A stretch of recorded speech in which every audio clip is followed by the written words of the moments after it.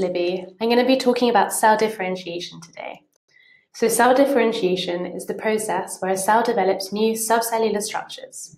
These are structures inside a cell, which allow it to perform a specific function. When this happens, the cell is said to have become specialized. So, embryos. Cell differentiation happens during an organism's development. Organisms start as one cell, and these cells divide to form embryos that differentiate or specialize to produce cells that can perform all of the body's functions. Many plant cells keep their ability to differentiate throughout their life. Because of this, plants are always able to create new tissues. For example, if you remove a leaf from a plant, it will be able to grow a new one. Adult animals. Cell differentiation is rare in mature or adult animals. Their cells mostly divide, where one cell splits to create two cells in order to replace cells and repair tissues. New tissues are rarely created.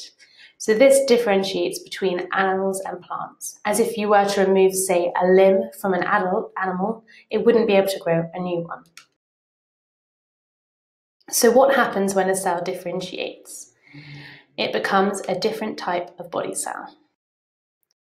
Differentiation happens primarily during an organism's development. Sperm cells. So sperm cells are specialized, which means they perform a specific function. The sperm cells are specialized to fertilize egg cells.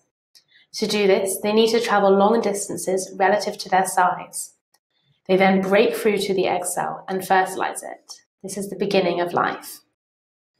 So, the head contains the sperm cell's nucleus. The nucleus carries one half of an organism's genetic material.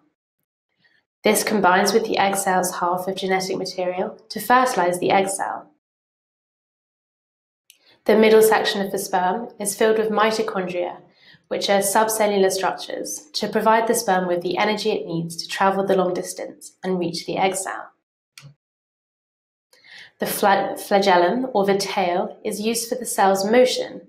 It allows the sperm cells to travel towards the egg cell. And the acrosome, which is at the tip of the head, contains digestive enzymes needed to penetrate or break into the egg cell and allow it to be fertilized.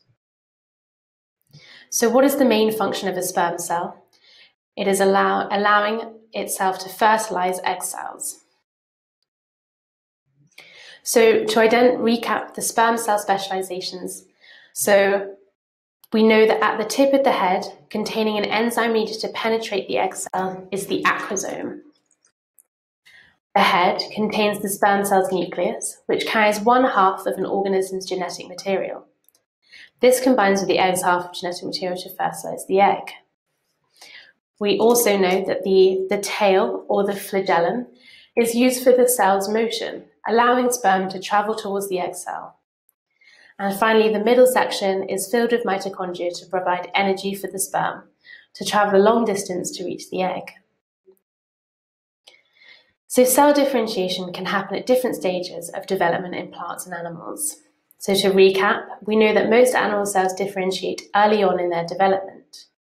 In mature animals, cells mostly divide to replace cells and repair tissues, and new tissues are rarely created by cell differentiation. In plants, they keep their ability to differentiate throughout their life and are always able to create new tissues.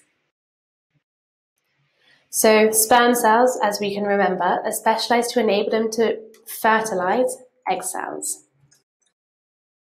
To do this, they need to travel long distances relative to their size to reach the egg, then break through to the egg and fertilize it to combine the sperm DNA with the egg DNA. So cell differentiation primarily happens in human embryos, not human adults.